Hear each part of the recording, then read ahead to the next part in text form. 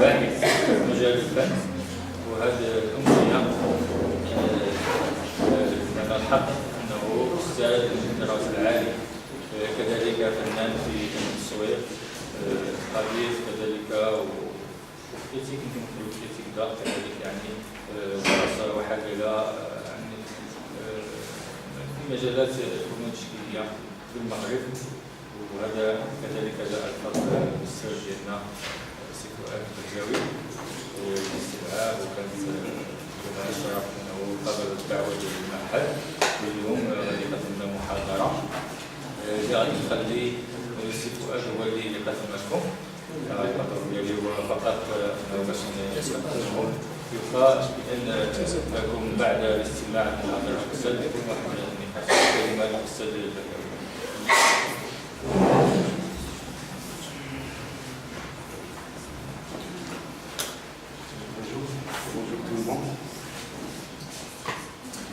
Je tiens d'abord à remercier vivement le directeur de l'Institut national des beaux-arts de Tétouan, M. Nadi, pour sa disponibilité, sa générosité et son ouverture inconditionnelle sur toutes les activités susceptibles de compléter la formation de nos étudiants et pertinemment et de créer un climat d'échange et de partage. Je remercie tous mes collègues ici présents, M. Dalbanab, c'est Rachid Jour, c'est Hassan Chaher, professeur et artiste, surtout pour sa contribution logistique, malgré ses soucis de santé de ces derniers jours. Mes remerciements vont également à tous les étudiants, à qui je souhaite bon courage dans leur parcours. La conférence d'aujourd'hui, comme vous aurez pu le voir sur l'affiche, s'intitule Art contemporain au Maroc, Beaux-Arts, Belles Lettres et Médias, et sera présentée par le professeur universitaire Karim Chigel. Elle s'inscrit, on vient de le mentionner tout à l'heure, Simadi, dans le cadre d'une tradition de l'Institut, de tout un cycle de rencontres et de conférences à travers lesquelles l'INBAT poursuit son ouverture sur l'université et les universitaires marocains. Travaillons sur le champ plastique marocain, effectivement, et offre à ses étudiants en particulier, et aux amateurs d'art en général, des moments de réflexion approfondie, de débat soutenu sur l'histoire, l'actualité et le devenir de l'art et de la culture au Maroc. Notre invité, Serge Karim Chigel, est enseignant-chercheur au département de langue et littérature française à la faculté des lettres et des sciences humaines, Université Moulay Ismaïl de Meknès. Il est membre du groupe de recherche GEC, groupe d'études culturelles et postcoloniales. Quand je dis ici culturel, cela ne se limite pas aux arts plastiques, mais englobe d'autres arts et disciplines. Serge Karim dirige des thèses de doctorat sur l'art et la littérature et fut membre des comités scientifiques de plusieurs colloques nationaux et internationaux. Il s'intéresse également à la nouvelle scène culturelle marocaine et aux médias. Il a publié bon nombre d'articles dans des magazines, des revues et des ouvrages collectifs, dont les plus récents Cuisine, Seuil et Corridors dans l'œuvre de Abdullah Mentet, un récit du corps au Maroc et au Japon, sous la direction de Marc Gobert et Khalid Skri, L'Armatan, Paris 2011. Matière de thèse, littérature, synergie et synécriture, lire les villes marocaines, sous la direction de Véronique Bonnet et Khalid Skri, L'Armatan, Paris 2013. Passage acte du colloque international Edmond Amr al-Malh, Art, Culture et Écriture. C'est une publication de l'Université Moulay Ismaïl de Meknès, 2013. Photo, cinématographie coloniale, postcoloniale, légende, contre-légende, dans les travaux du colloque international Francophonie méditerranéenne, 21e siècle, langue et littérature. C'est une publication en cours de l'Université Grenoble-Alpes en 2014. Monsieur Schigel n'est pas étranger à l'Institut national des beaux-arts. Il a déjà contribué par 2 ou 3 autres conférences, dont la dernière remonte, je crois, à 2011, c'est-à-dire avant l'inscription de la totalité des promotions actuelles d'étudiants. C'est pourquoi je m'évertuerai à le présenter davantage, cette fois-ci de manière moins académique, bien moins traditionnelle, moins sèche. Et désolé si vous la trouvez assez élogieuse, c'est un témoignage tout simplement.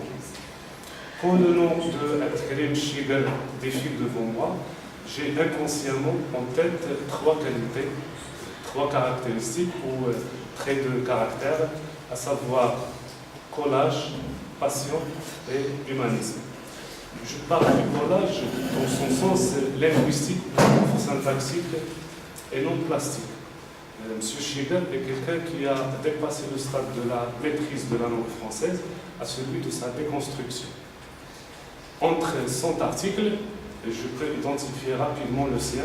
Il a un style particulier d'analyse et d'écriture. C'est un penseur dans les 2 orthographes du terme. Penseur avec le N, intellectuel, comme vous le savez tous, veut dire tout simplement une personne qui s'applique à penser profondément. Penseur avec AN veut dire une personne qui applique un pansement. Laissez-le penser. Quel rapport? Notre invité aime la langue française, mais apparemment le lexique existant de cette dernière ne lui suffit pas, n'étanche pas sa soif. Pour exprimer ses idées, il recourt souvent à la déconstruction partielle de certains mots et en compose d'autres nouveaux. Étranges, parfois barbares, tout en gardant visible la cicatrice de son opération chirurgicale, ou plutôt son pansement, c'est-à-dire le tiret.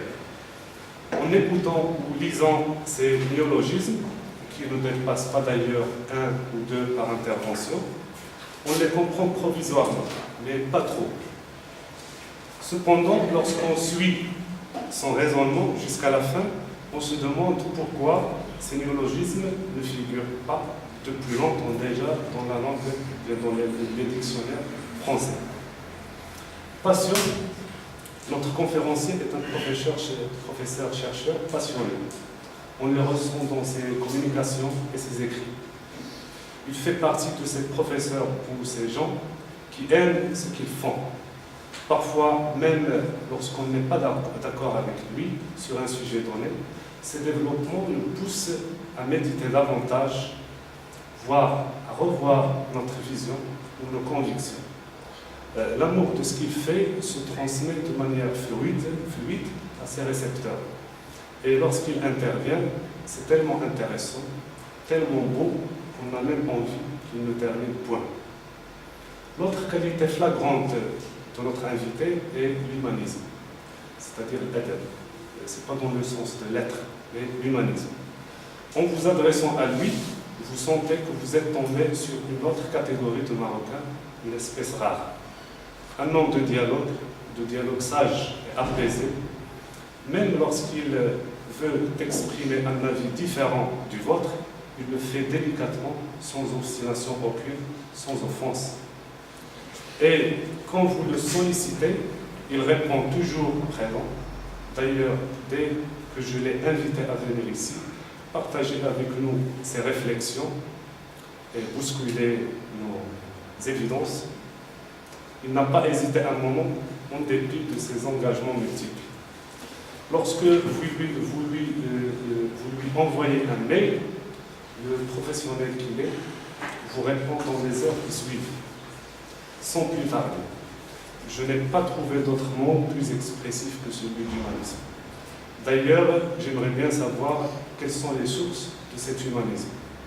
Est-ce le savoir académique de notre invité? Oui, je viens. Sa passion pour l'art et la littérature, je l'ai deviné peut-être. Ou l'éducation qu'il a reçue à Tétouan, sa ville natale. Au nom de l'IMBAT, je lui souhaite la bienvenue parmi nous et lui réitère mes remerciements d'avoir accepté mon invitation. Avant de conclure, je tiens à informer le public qu'après la conférence, nous ouvrirons bien sûr le débat. Et là, les étudiants qui s'expriment plus confortablement en arabe peuvent intervenir en arabe. Voilà, c'est Abdelkrim, la parole. Merci. Merci, cher ami, pour cette présentation réellement généreuse, je dirais même excessivement généreuse. Je voudrais également dire que je suis très très heureux d'être ici, tout simplement parce que c'est effectivement ma ville natale et je suis dans un établissement que je respecte énormément. L'objet de ma conférence, c'est un petit peu votre souci quotidien, n'est-ce pas? J'ai choisi pour le titre trois notions tout à fait, je dirais même galvaudées, puisque Beaux-Arts n'est plus à la mode, Belles Lettres non plus, mais il y a quand même un élément dans lequel il y a de la nouveauté, effectivement, du contemporain, à savoir médias. Et il faudrait que je vous explique absolument ce que j'entends par Beaux-Arts, Belles Lettres et médias. Eh bien, je mettrai derrière Belles Lettres, tout simplement, les mots. La place des mots par rapport aux artistes, les mots, la langue notamment, dans le travail d'un artiste.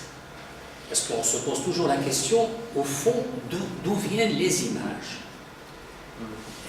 Oui, est-ce qu'elles tombent du ciel? Est-ce qu'elles émanent de la personne elle-même? On se pose cette question. Et je pense qu'un élément tout à fait inévitable dans cette affaire, c'est effectivement la langue est une source majeure de l'image. Quand on parle des les beaux-arts, évidemment, on pense aux images. Mais historiquement, il faudrait qu'on s'entende sur les termes. Je ne vais pas remonter à la préhistoire. Qu'on le veuille ou non, notre référence, c'est l'Occident, dans un premier temps. Je passerai au Maroc et un petit peu à l'Orient. Mais dans un premier temps, quand on parle des beaux-arts, c'est une affaire occidentale, n'est-ce pas? Et dans cette affaire, le modèle des beaux-arts, ça a toujours été, et pendant longtemps, l'architecture. Et là, je pense à un latiniste comme Horace qui disait que, au fond, la poésie doit être comme de l'architecture. L'architecture est un modèle pour les poètes. Je parle des mots, et le matériau des poètes, c'est les mots, mais ils ont en tête le modèle de l'architecture. Voilà, ce que c'est que les beaux-arts, c'est au fond le modèle architectural. Alors évidemment, vous comprenez parfaitement ce que j'entends par là, à savoir l'idée de proportion, de volume, n'est-ce pas, de surface, donc un objet à 3 dimensions. C'est un modèle pour le poète. Et c'est d'autant plus un modèle que l'architecture, pour le poète, quel est l'avantage de l'architecture? C'est que vous avez en même temps une réalisation, n'est-ce pas? Une réalisation qui est en principe belle et fonctionnelle.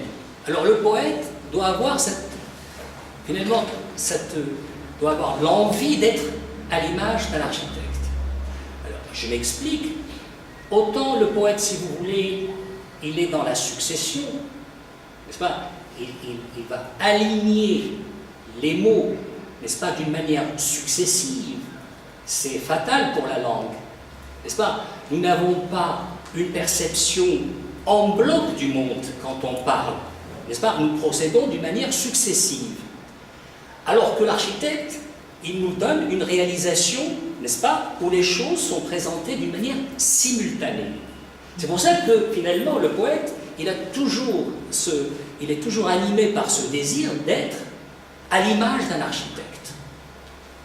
Il faut garder en tête cette double, ce couple-là, c'est-à-dire d'un côté les mots et de l'autre les images.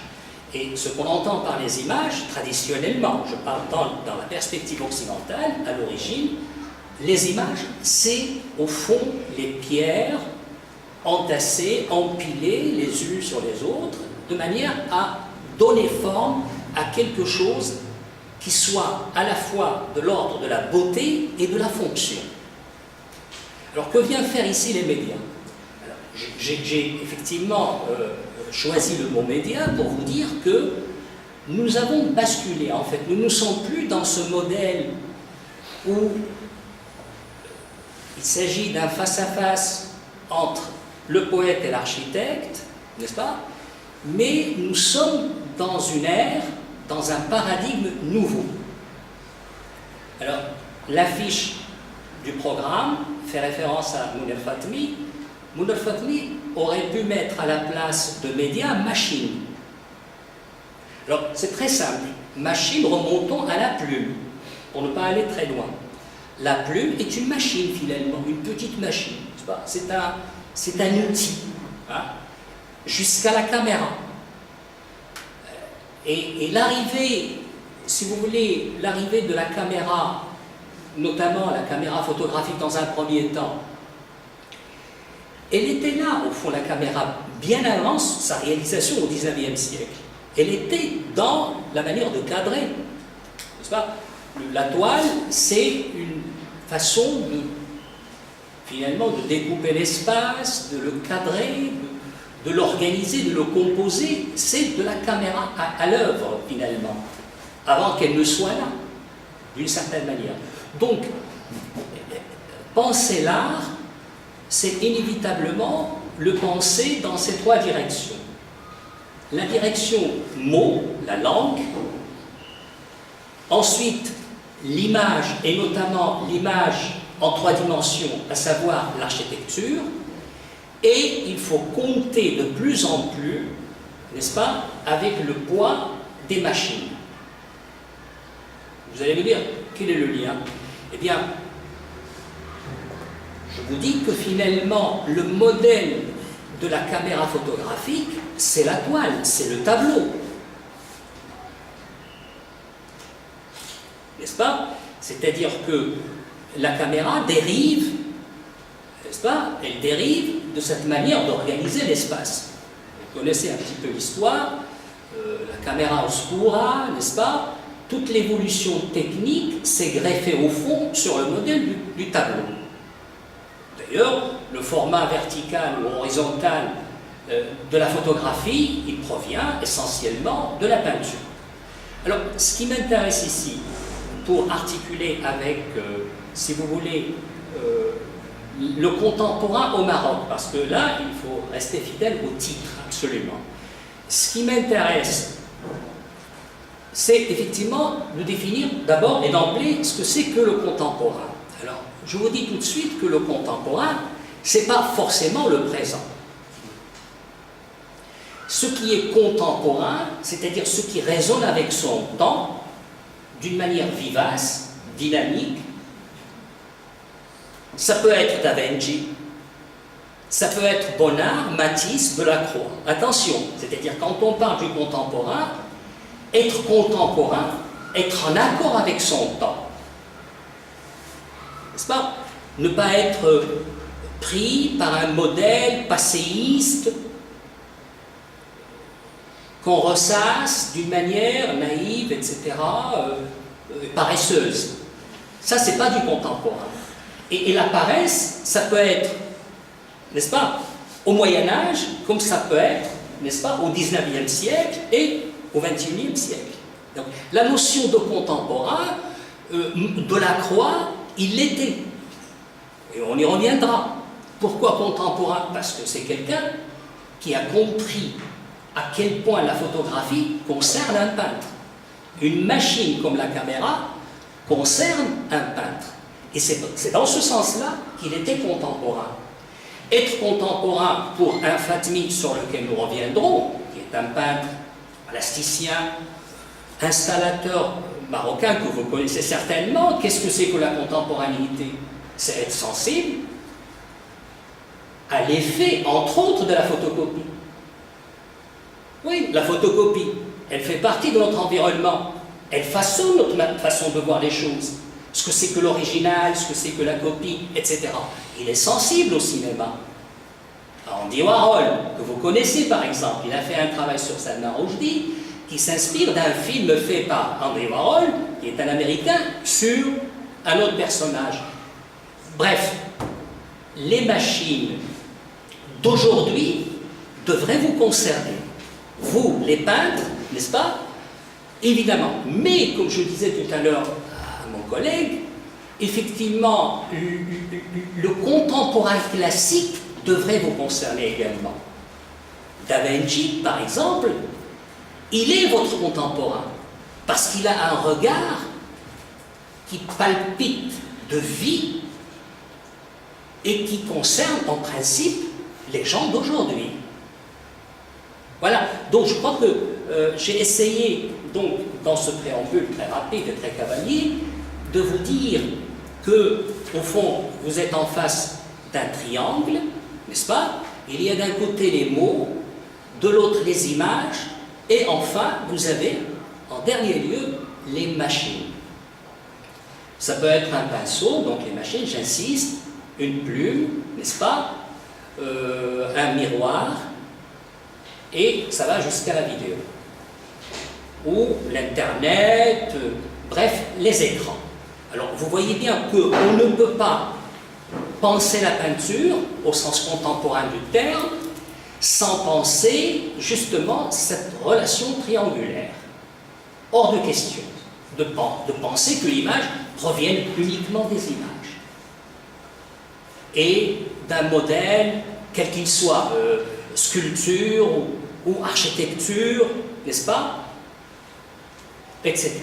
Donc, c'est très important de garder à l'esprit comme ça que nous sommes toujours, qu'on le veuille ou non, face à un triangle où il y a une tension entre les mots. Pourquoi tension? Parce que là, il s'agit de dire une chose qui me semble importante pour aller vers autre chose. Eh bien, le plus souvent, les mots exercent une pression sur les images. C'est là où ça devient problématique. Pourquoi? Parce que le peintre reçoit une commande. Au fond, grosso modo, je caricature, mais ça se passe comme ça. Vous pensez à Da Vinci, mais on pourrait parfaitement penser à un peintre du XXe siècle qui reçoit une commande d'un État, d'un mécène. Mais qu'est-ce que c'est qu'une commande en mots? Une biographie, par exemple. La vie d'une personne pourrait être le matériau à partir duquel le peintre est censé faire un portrait. Alors, il y a des mots, alors, donc, finalement, derrière un portrait d'un homme illustre, d'un homme célèbre, politique ou un homme riche, etc. Peu importe, l'essentiel, c'est de voir à quel point, et depuis toujours, les mots ont déterminé, n'est-ce pas, déterminé largement ce que c'est qu'une image. Un portrait, il est modelé par ce qui se dit autour d'une personne, pour ce qui est, par exemple, du portrait. C'est très important. Da Vinci, il était conscient de ça, et je vous dirai pourquoi. Lui, il était sensible aux mécènes, aux commandes d'État, l'Église, les riches, etc. Il recevait des commandes. Il faisait plaisir à ces gens et à ces commanditaires, n'est-ce pas? Mais il voulait, il l'a dit dans son traité, le traité sur la peinture, il disait qu'il faut défendre l'image. C'est très important. Voilà, donc il y a là un point disons, de séparation entre, si vous voulez, les peintres qui tiennent compte des mots et qui restent collés en quelque sorte aux mots, Et ça donne quoi? Ça donne une peinture illustrative, voilà, c'est-à-dire une peinture qui illustre ce qui la précède, comme mots, biographie, histoire, récit ou mythologie, ou carrément un texte religieux, par exemple, pour ce qui est de la Bible. Pour la plupart des peintres qui se sont pliés, n'est-ce pas, aux commanditaires, qu'est-ce qu'ils ont fait pour la plupart? Ils ont illustré la Bible. Alors voilà, donc je crois que ce mot, il faut le souligner. Un peintre, il peut être un illustrateur. Je crois que sur le plan pédagogique, pour nous, c'est très important de marquer, n'est-ce pas, la différence entre un peintre illustrateur et un peintre tout court. Qu'est-ce que c'est qu'un peintre tout court? Il faudrait qu'on passe aux images. Et puisque je parle de Da Vinci, c'est un cliché malheureusement, mais il faudrait peut-être sauver le cliché. La Mona Lisa.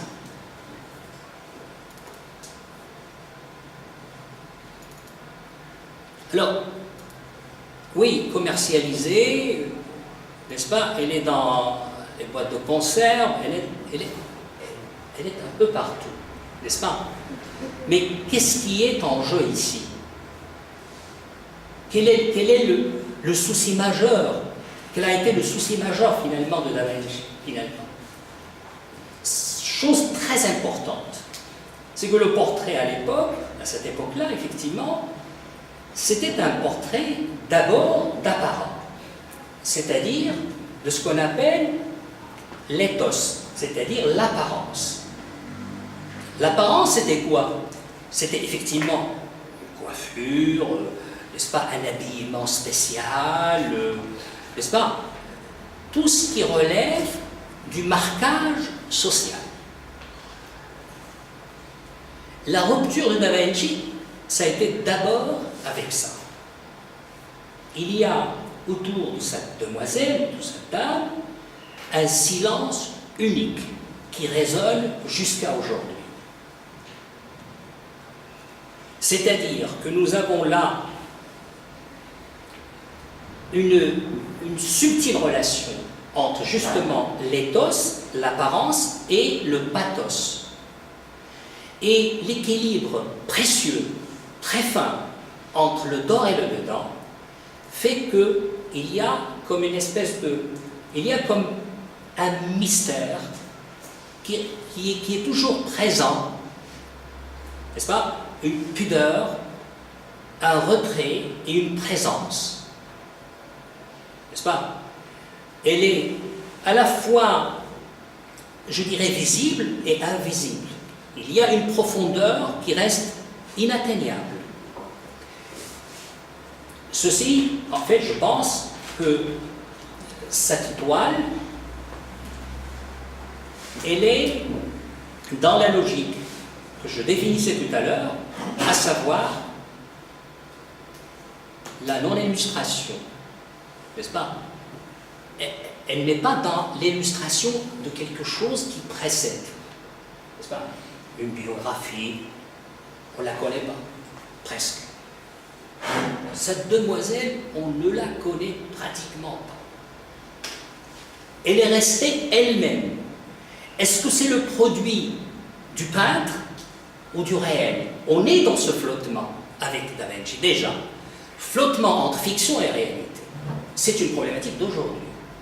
Cher aux grands peintres, aux grands cinéastes, c'est-à-dire de faire converger une part de réalité et une part de rêve. Alors, donc, ceci m'amène à dire une chose qui me semble très importante, je crois. C'est que Da Vinci est le premier à avoir déstabilisé quelque chose d'essentiel. C'est-à-dire que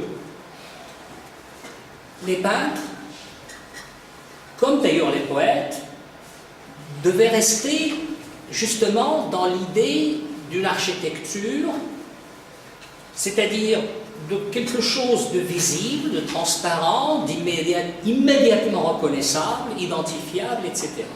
Ici, nous sommes justement à contre-courant de ça. Nous ne sommes pas dans la transparence. Nous ne sommes pas dans l'exhibitionnisme social.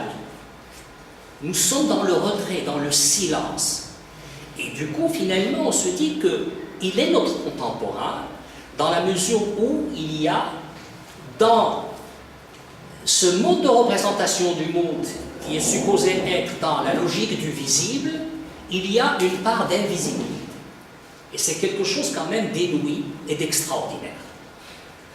Puisque chacun sait que nous sommes menacés de toutes parts par un peu trop de visibilité publicitaire, et j'en passe, n'est-ce pas? Voilà. Et donc, il est notre contemporain dans cette préservation, n'est-ce pas, de cette part d'invisibilité dans le visible. Il est notre contemporain.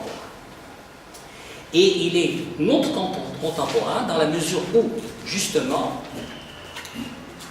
il réalise quelque chose qui va être approfondi par la suite, c'est-à-dire de conjuguer la photographie, qui est un art de l'espace, c'est ce qu'on nous dit, c'est ce qu'on vous dit, n'est-ce pas? Absolument.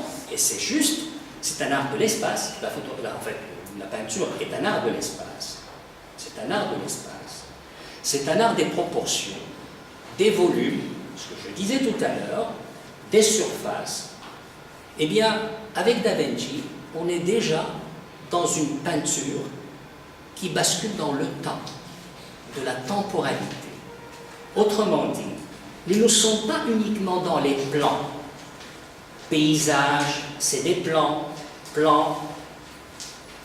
au devant de la scène, à l'arrière-scène ou à l'arrière-plan, les perspectives, tout ça est respecté. Il y a un jeu de plans, de volume, de surface, mais il y a parallèlement la réalisation, n'est-ce pas, l'effet Da Vinci, qui va être approfondi par la suite, c'est que l'art de l'espace bascule dans l'art du temps. Il y a autant de plans que de champs. Et là, je reprends la notion de Jean-François Chevrier, qui réfléchit justement sur l'histoire de la peinture dans ce sens. C'est-à-dire, il se pose la question de savoir quand est-ce qu'une toile, n'est-ce pas, bascule dans cette idée de champ. Et le champ, c'est moins mesurable. C'est une étendue. C'est une ouverture. Et voilà la logique dont relève finalement la Mona Lisa. La Mona Lisa, elle est dans la logique absolument spatiale, mais elle est surtout dans cette logique de la temporalité, de l'ouverture, n'est-ce pas, de ce qui fait mouvoir l'espace. Ça se voit beaucoup mieux, et je vais faire un petit saut parce que je tiens quand même à vous dire que on peut faire une histoire chronologique, et c'est valable, mais quand on est dans le souci du contemporain, détecter ou déceler le contemporain, on peut le déceler dans la préhistoire, ce qu'on disait tout à l'heure. Il y a un côté contemporain dans la préhistoire qui nous concerne, ce qu'a fait l'homme primitif par moment, face au temps, à la mort, l'idée de l'enterrement, etc. C'est du contemporain tout ça. C'est des choses qui nous concernent. Il est primitif, mais il a des questions qui nous concernent. Donc bref, je ne suis pas dans la chronologie, je suis dans un anachronisme, dans le souci de l'anachronisme volu et entretenu. Et donc je passe sans difficulté à quelqu'un d'autre, à Delacroix. Alors, Delacroix, j'agrandis un petit peu, alors, c'est dans la même logique, c'est-à-dire, nous sommes face à une toile, n'est-ce pas? Alors là, c'est une architecture naturelle, n'est-ce pas? C'est-à-dire que le floral, ce n'est pas l'architecture bâtie, mais c'est l'architecture naturelle. C'est-à-dire que les fleurs, c'est une forme d'architecture. N'est-ce pas? C'est éphémère, c'est fragile, c'est vulnérable. Mais n'empêche, c'est de l'architecture. N'est-ce pas? C'est-à-dire que quand on parle d'architecture comme modèle, ça peut être l'architecture bâtie, culturelle, comme ça peut être une architecture naturelle. Autant la première, elle est dans la pérennité, n'est-ce pas? Parce que l'architecture, ça résiste un peu plus au temps, autant la nature est fragile, éphémère, vulnérable, etc. Mais les deux relèvent de l'architecture. Et ce qui est important avec Delacroix, c'est de voir absolument que c'est le même souci. C'est-à-dire, oui, rassembler, tenir compte des volumes, voilà, tenir compte des formes, n'est-ce pas? Mais les rendre en même temps indécidables. C'est-à-dire que il y a un cadre qui est là, un cadre qui est au fond, il y a le rideau, donc un emboîtement de cadres. Donc, cadrer, c'est également l'impossibilité de cadrer. Comment cadrer une richesse pareille? Il se pose des questions, n'est-ce pas? Et puis, je parlais tout à l'heure du flottement entre fiction et réalité. Alors, on voit d'un côté le floral naturel et le floral qui est sur le tissu, n'est-ce pas? Qui est industrialisé ou dessiné, donc fabriqué.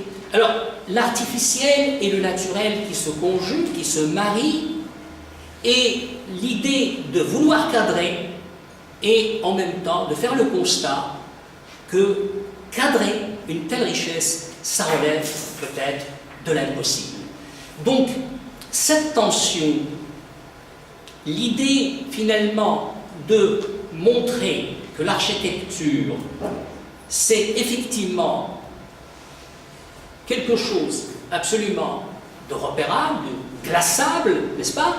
Mais en même temps, il y a cette dimension temporelle qui déborde, cette dimension temporelle, finalement, qui excède tout cadrage. N'est-ce pas? Donc, clôturer ce qui est dans le temps, hein, les images sont dans le temps, et effectivement, on voit que Delacroix est déjà, quelque part, dans le dialogue entre la photographie et la peinture. Alors, je passe à un autre exemple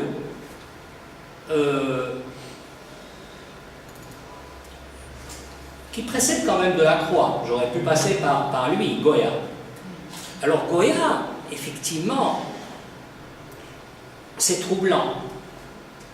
C'est troublant parce que, oui, c'est de l'espace, il y a un chien, mais il y a ce regard porté sur le hors-champ, donc sur ce qui ne se voit pas. Et puis on se dit que finalement le chien, voilà, je parlais de la parade, tout à l'heure de l'habillage, le chien c'est la fidélité en fait, c'est la notion de fidélité, et qui dit chien, dit souvent maître, absolument, maître. Voilà. Or ici, il y a un silence, il y a un vide, il y a ce regard qui est porté sur un absent, une absence. Il y a ce silence de Da Vinci qu'on retrouve ici, et donc l'idée de libérer, au fond, l'image de ce qui peut la servir à autre chose qu'à elle-même finalement. Ça, l'idée. L'idée, c'est de libérer l'image, de la rendre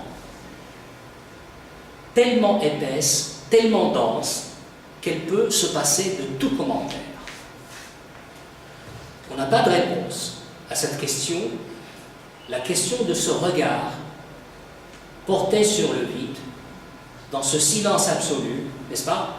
C'est extrêmement fécond, c'est extrêmement important de voir que l'image peut effectivement s'arracher à ce qui peut la nuire, en fait, lui portait préjudice, c'est-à-dire le discours biographique, religieux et autres.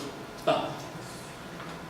Donc, on est déjà dans l'idée du hors-champ, c'est cinématographique, je dirais. C'est pour ça que je dis finalement que Goya, il est notre contemporain, parce que le fait d'intégrer le hors-champ, ce qui ne se voit pas, ce qui est vu mais qui n'est pas là, c'est une question cinématographique. Hitchcock, rappelez-vous d'Hitchcock. Hitchcock, c'est d'abord le hors-champ, ce qui survient du hors-champ. Qu'est-ce que la peur chez Hitchcock? Alfred Hitchcock, c'est ce qui survient, sans préavis, du dehors. Ce que je vois et que le spectateur ignore, qui est hors champ et qui tôt ou tard finit par surgir à l'improviste. Voilà la force d'Hitchcock. Je crois que Goya était hitchcockien. C'est Hitchcock, c'est du cinéma. N'est-ce pas? Donc, la peinture ou la poésie, c'était donc ce repli sur soi, sur une figure, n'est-ce pas? Les spécialistes parleraient d'une peinture centripète, une peinture qui se replie sur elle-même. Ici, c'est une peinture centrifuge. Elle explose, elle va chercher ailleurs. C'est bon, la mise en séquence de la peinture. On est dans le cinématographique, on est dans une mise en récit, mais pas au sens classique, puisque ce qui est de l'ordre de la séquence ici reste quand même invisible, contrairement au récit classique, hein, où tout est pratiquement prévisible et téléphoné, n'est-ce pas? On est dans une autre logique, la logique de l'imprévisible, de l'imprévu et de l'invisible, qui compte autant que ce qui est là, n'est-ce pas? Donc, le regard d'un chien, ce regard, il est notre contemporain, il n'y a pas de doute. Et ça permet surtout de libérer l'image du poids absolument du narratif classique, n'est-ce pas, biographique ou autre. Je crois que c'est d'une force inouïe.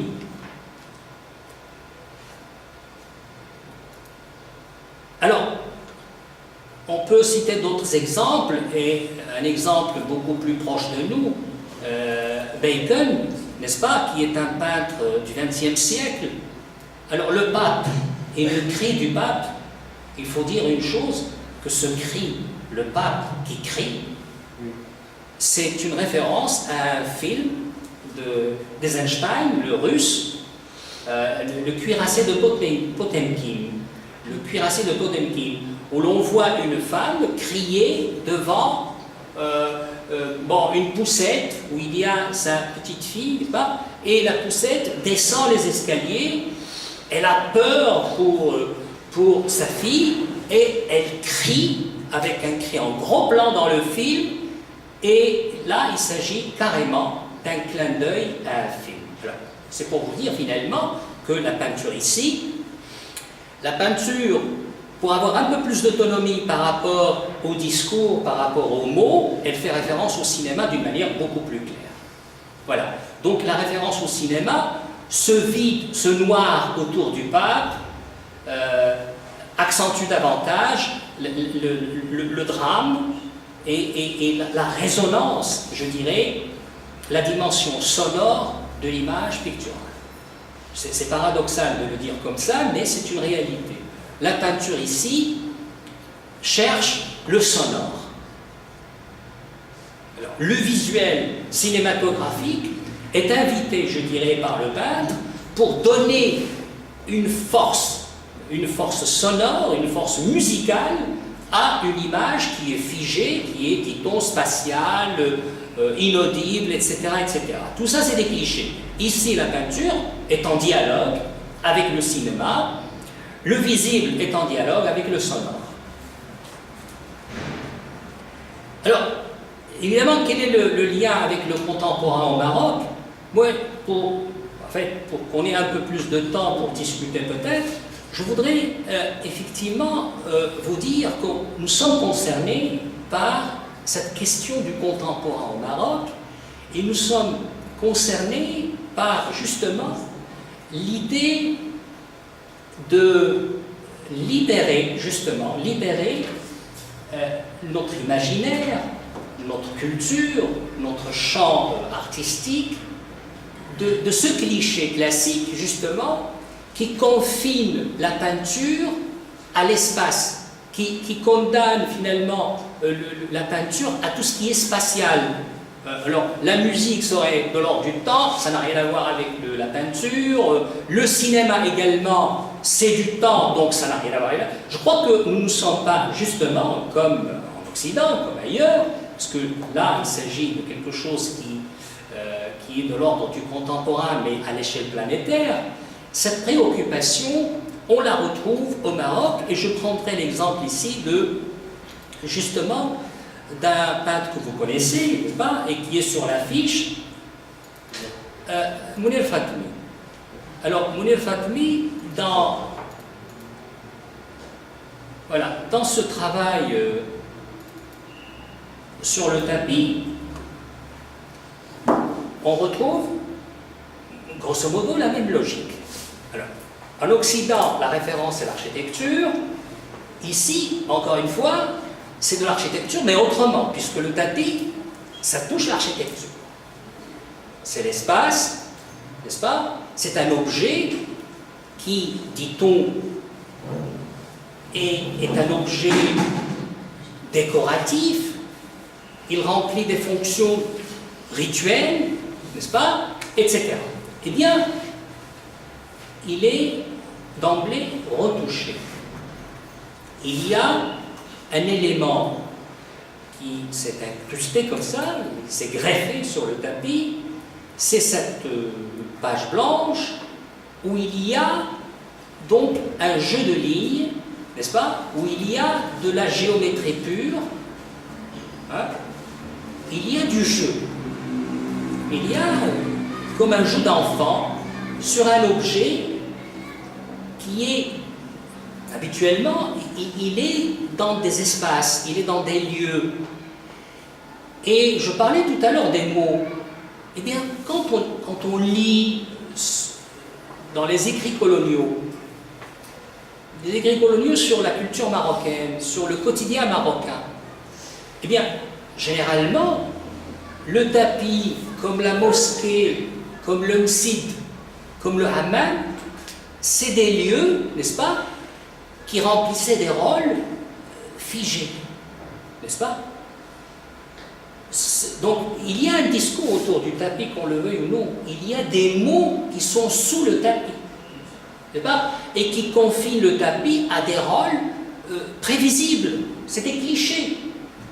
Et effectivement, le fait de griffonner ces lignes sur le tapis, de mettre du blanc sur du tapis, c'est le commencement de quelque chose. Le commencement d'une quête qui se poursuit jusqu'à aujourd'hui. Parce que les tapis, ça continue chez Fatmi.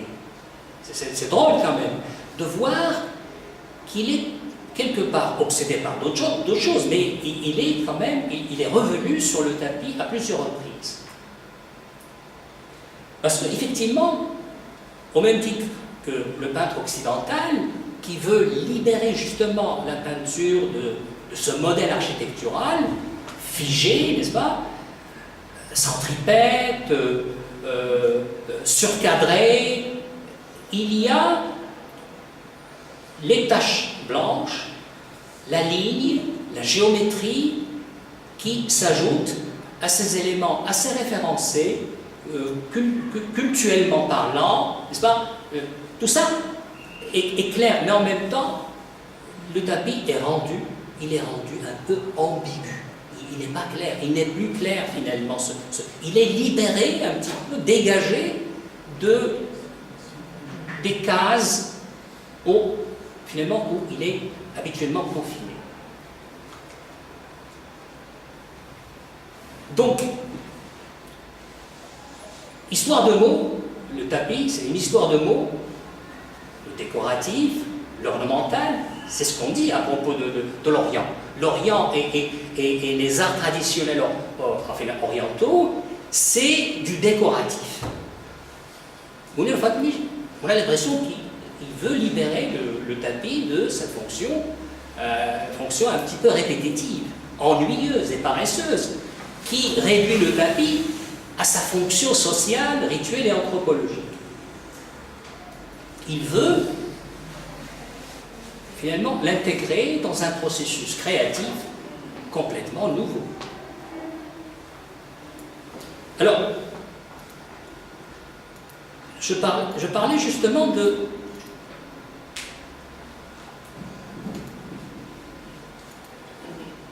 Voilà. Alors, je vais faire un petit saut très très rapide, là. Voilà un autre tapis de Mounir Fatmi. Je parlais tout à l'heure des machines. Alors, à l'arrière-plan, il y a l'ombre d'une série d'images, tête de mort, mais tête de mort qui continue à faire tirer des textes. On a l'impression que c'est une photocopie. C'est comme une photocopie. Tête de mort, photocopie. Et sur le tapis, il y a des micros cette fois-ci. Donc vraiment, on a l'impression que l'idée de griffonner continue. Le tapis est le support, disons, d'un geste artistique. Hein? Faire sortir le tapis de l'emploi auquel il est destiné, n'est-ce pas? Fatalement destiné. Prière, s'asseoir, manger, etc. Bon, bref, il y a l'idée que, oui, un élément de l'architecture qui fait partie intégrante de l'architecture nationale ou arabe ou orientale, cet élément architectural assez figé, réduit à des clichés, il est là dans une situation complètement nouvelle. Support pour un débat, pour une polémique, pour une... En fait, c'est quoi? Quel est maintenant l'usage nouveau auquel ce tapis est destiné? C'est vraiment étrange. Alors justement, l'idée c'est très simple. L'objet qui nous est familier, qui est aplati, qui est rendu lisse, un objet qu'on ne voit même plus, finalement. Le tapis, on ne le voit même plus, ou presque. Quand il est cher, évidemment, on prête attention. Mais généralement, le tapis est réduit à rien du tout. En fait, c'est un élément décoratif. Le souci, je dirais, majeur de Mounir Fatmi, c'est de le rendre étrange. De le rendre absolument... de vouloir se poser la question, mais qu'est-ce qu'il fait là, le tapis, absolument?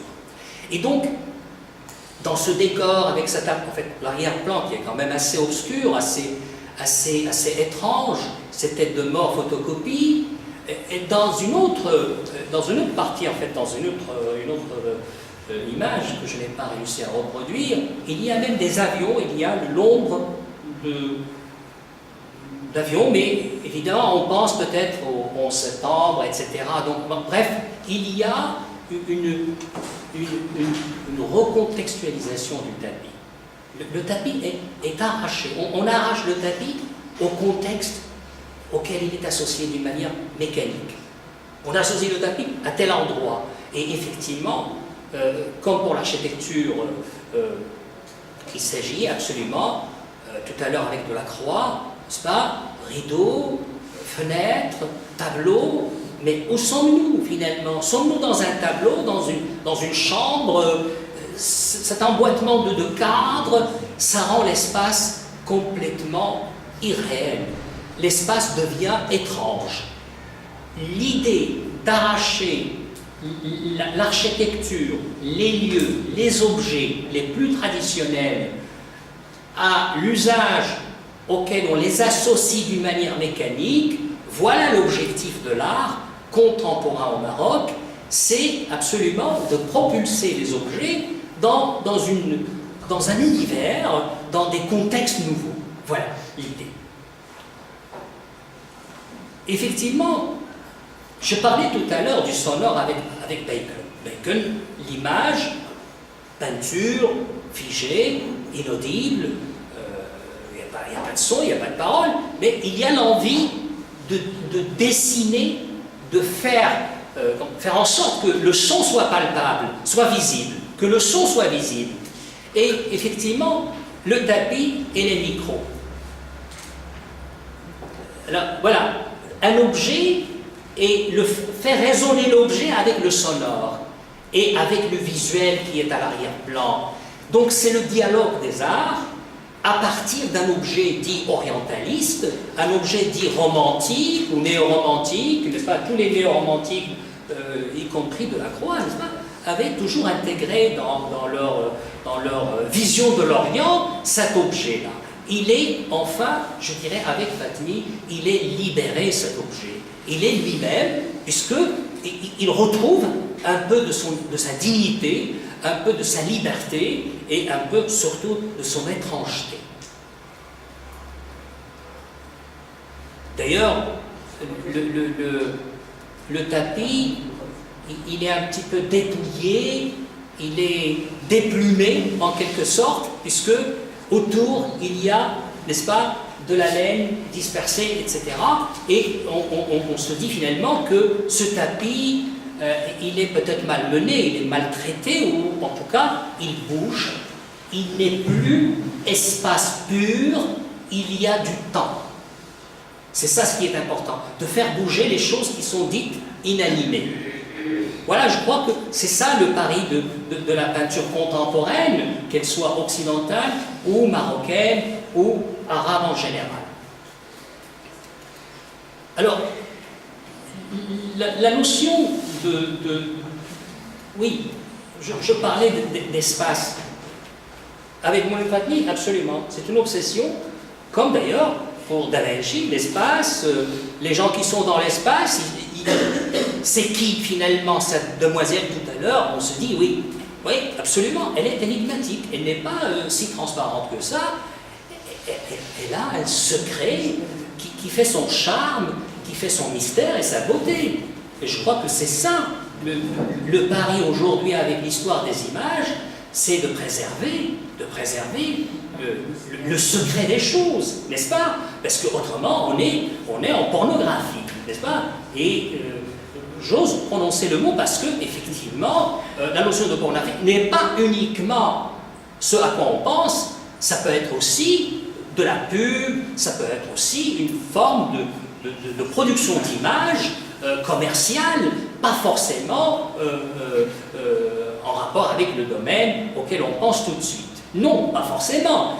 C'est la crudité, c'est, comme dirait l'autre, un grand critique que j'aime bien, Serge Danet, qui disait que finalement, nous sommes envahis de toutes parts par des images de remplacement. C'est quoi une image de remplacement? C'est une image qui se substitue à nous, aux êtres, aux choses, aux paysages que nous aimons.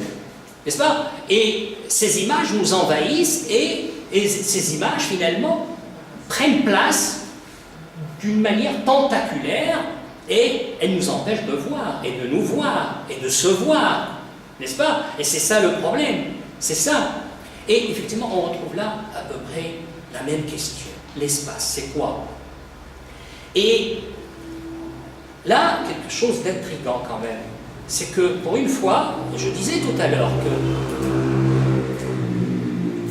le lien entre les mots et les images, les livres, les mots,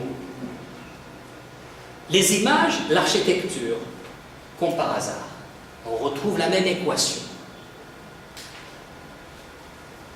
Les deux tours associés à deux livres.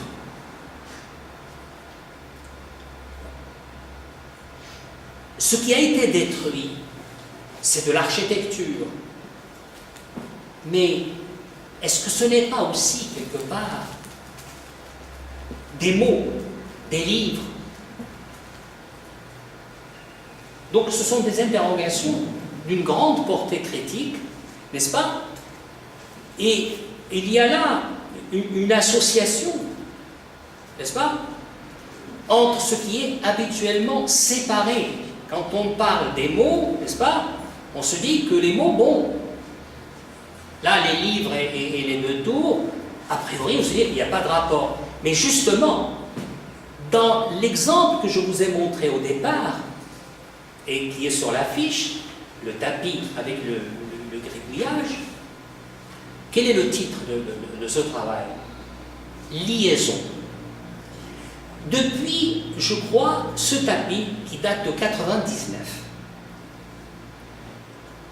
Mounir Fatmi n'a pas cessé de mettre en liaison des choses qui sont séparées les unes des autres. C'est bizarre. Ce titre est programmatique. Liaison.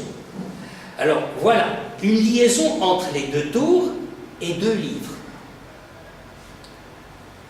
Entre, disons, un empilement de livres et une ville. Une ville, est-ce que ce n'est pas justement un empilement de mots, de discours? C'est une question. C'est une question. Et je relève, comme ça, en passant, et on peut le vérifier, Kalimat Sour n'est pas sans lien avec Aswar. Donc le lien étymologique entre espace et mot, le lien est enraciné dans la langue. Soura, c'est ce qui emmure, ce qui encercle l'ayat. Voilà. L'idée que le livre soit une ville avec des murs, etc., c'est quelque chose qu'il faudrait creuser. C'est une hypothèse d'une très, d'une très haute fécondité. Alors là, on retrouve donc finalement un souci de mettre en liaison deux choses qui sont habituellement séparées. Les tours et les livres, les mots et les pierres. Donc, finalement, ce qui est important pour Mounir Fatmi, c'est l'ombre qui est derrière, me semble-t-il. Pourquoi? Parce que l'ombre ajoute une dimension temporelle, n'est-ce pas? Parce que l'éclairage change et l'emplacement de l'ombre va changer. Et du coup, on est face, n'est-ce pas, à quelque chose qui est figé. Oui, l'architecture c'est figé, dit-on, mais effectivement, voilà, inscrit dans le temps, dans le mouvement de la lumière, la ville finit par se déplacer. Il y a de la mobilité dans ce qui est supposé être figé et fixe. Ça, c'est quelque chose qui est cher à Mounir Fatmi, c'est absolument de mettre en liaison ce qui est de l'ordre du temps. Tout à l'heure, les avions derrière, la photocopie, n'est-ce pas, qui tire comme ça, à volonté, n'est-ce pas, et c'est comme ça, parce que ça circule, les images circulent, la multiplication des images, la diffusion des images, tout ça est dans le temps. Et donc, il ne faut pas se leurrer, l'image est le contraire de ce qui est figé. L'image est dans le temps. C'est fini l'histoire de cette dichotomie chère aux Allemands 18e, 19e siècle, qui disait qu'il y a d'un côté les arts du temps et les arts de l'espace. C'est fini, ce n'est plus possible de raisonner de cette manière. Et l'éclairage permet justement calculer, tout à fait mesurer, c'est pour absolument faire ressortir de la lumière et de l'ombre, n'est-ce pas, ce jeu qui fait que l'architecture n'est absolument pas immobile, elle est dans le temps. D'ailleurs, les deux tours sont détruites, n'est-ce pas? Et cette image de la destruction, n'est-ce pas, Mounir Fatmi cherche à l'intégrer, n'est-ce pas? Parce que l'idée que les civilisations soient absolument vulnérables, que les images changent de nature, changent de forme, etc., c'est quelque chose à laquelle, lui, il tient énormément. Il est dans cette logique que oui, il y a des images qui s'usent, qui disparaissent, qui meurent. Hein. Des fois, on se dit que ce n'est pas évident. Ce n'est pas évident parce que il y a des formes de culture qui réduisent les images à des idoles, à des choses éternelles, à des choses immuables, que ce soit l'architecture ou les humains ou les objets, ils sont là, dans des positions, dans des emplacements, dans des usages figés. Je crois que c'est diamétralement opposé à ceux, finalement, à l'idée à laquelle pense finalement Mounir Fatmi. Il est complètement ailleurs, il est dans l'idée que les images s'usent. Et il faudrait toujours penser, pas à l'idée de les remplacer, mais il faut qu'on s'interroge là-dessus. Il faudrait qu'on se pose des questions sur le sort des images, sur le devenir des images, et parce que, effectivement, souvent, pour ce qui est de certaines images, on est dans une logique, n'est-ce pas, de l'immuabilité, de l'invariable, de l'éternel, etc., etc.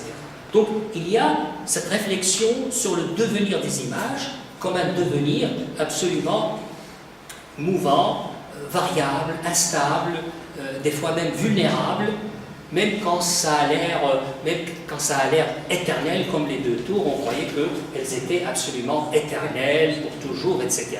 Donc il y a cette réflexion assez pointue, assez exigeante sur ce qui est éternel et ce qui est fragile. Ce qui est éternel mais qui s'avère fragile. C'est ça la grande force de Mounir Fatmi et qu'on retrouve dans d'autres travaux, comme par exemple, cette image-là, des chaussures sur un livre dont le titre est Civilisation. Voilà, par exemple. Voilà, donc les chaussures, en fait, la marche, ça évoque la marche, le mouvement, et l'idée que les chaussures soient mises là sur un livre, on a l'impression qu'elles traduisent une volonté la volonté de peser sur le livre, n'est-ce pas, d'empêcher le livre qu'il soit ouvert, etc. Mais l'idée des chaussures en elle-même, elle induit forcément la marche. Donc il y a la tension, voilà, on retrouve la même tension entre fixité, mouvement, entre le poids des choses et la temporalité comme mouvement, comme marche et démarche. N'est-ce pas? Voilà, c'est toujours cette tension qu'on oublie malheureusement de visiter, parce que c'est ça, il faudrait à chaque fois qu'on passe par ces questions-là, les questions relatives justement au statut des images, qui sont le plus souvent réduites à des idoles complètement intouchables, etc. Hein? On a tendance à traiter les images comme des entités intouchables. Alors là, on trouve l'idée que c'est toujours une tension entre deux choses contraires et qui cohabitent. Hein? Civilisation, mais c'est quelque chose qu'on piétine. N'est-ce pas? On peut arriver jusqu'à piétiner une civilisation. Ceci vous fait penser certainement aux chaussures, n'est-ce pas, de celui qui assistait à la conférence de Bush, par exemple, entre autres. Bon, bref, les chaussures, ici, c'est un foyer de réminiscence, en fait. Les chaussures, ça renvoie à un tas de choses. Voilà ce que c'est aussi en fait, le travail de Mounir Fatmi, c'est-à-dire comme une ruche d'abeilles. Voilà, j'ai envie de dire, finalement, que les installations de Mounir, c'est une ruche d'abeilles. Ça explose, ça grouille, finalement, de sens. Mouvement, piétiner, n'est-ce pas, insulter, mépriser, marcher, n'est-ce pas, en même temps, s'arracher à ce qui peut vous empêcher absolument de faire quoi que ce soit, parce que des fois, la civilisation, quand on est trop sûr de soi-même, pour ce qui est de la civilisation, quand on est trop attaché finalement à sa civilisation, on a du mal à marcher. Oui, on est figé, etc. Bon, bref, finalement, je pense que c'est ça, Mounir Fatmi, c'est aussi ça, faire en sorte que les mots, les pierres et finalement les machines permettent le mouvement.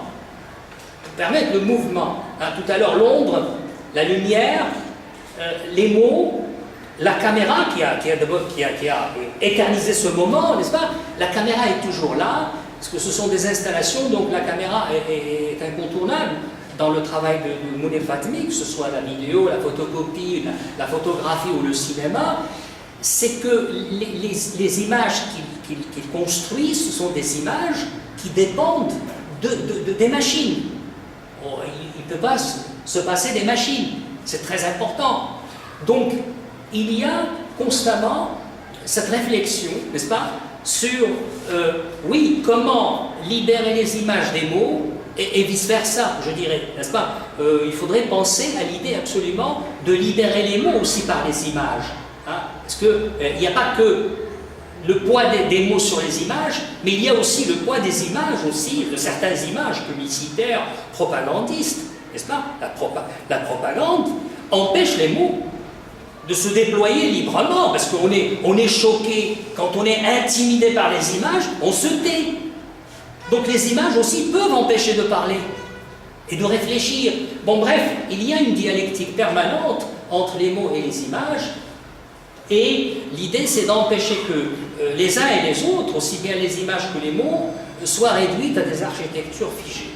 Voilà l'idée centrale qui fait que finalement le contemporain, c'est cette interrogation permanente sur cette dialectique. Comment garder cette tension, cette ruche d'abeilles vivace, aussi bien au niveau des mots que des images, et empêcher que les deux se figent, deviennent une architecture, n'est-ce pas, comme une espèce de momie, la momification. Voilà, donc on pourrait peut-être revenir, moi j'ai envie que vous me posiez des questions, soit en arabe ou en français, pour qu'on se lance sur d'autres directions à partir de cette tripartition, n'est-ce pas? Et j'avais prévu d'autres images, mais je crois qu'il est temps peut-être d'entamer un petit débat, et oui, peut-être que ça sera l'occasion d'ouvrir d'autres petits chantiers à partir de la même question. Alors, je vous remercie pour l'attention.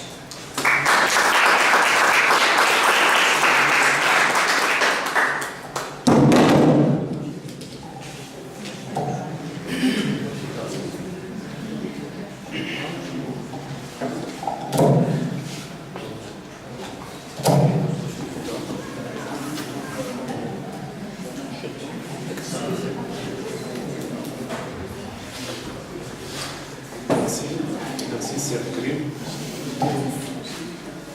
Merci pour cette générosité, pour cette lecture où il y a beaucoup d'ombre et de lumière, cette lecture lumineuse, originale, et qui fera certainement de l'ombre à d'autres lectures habituelles, et à d'autres discours, à d'autres critiques. Pour faire vite, je vais rappeler certaines idées ou certains axes sur lesquels s'est attardé notre conférencier. Il y a bien sûr pas mal d'idées qu'on a du mal à les articuler tous toutes ensemble dans un même exposé. D'abord, le rapport entre art contemporain et beaux-arts, l'Occident, le langage, l'architecture,